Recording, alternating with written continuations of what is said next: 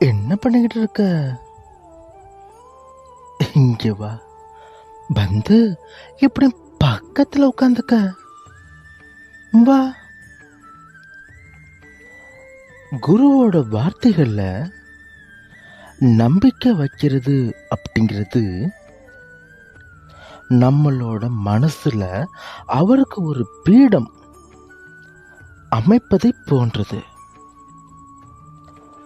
முழுமையான தீர்மானத்துடன் ஆசைகளை விலக்கியும் பாபாவை, யார, உன்னோட சாயி பாபாவை வழிபடுவதால் குரு மட்டுமில்லாமல்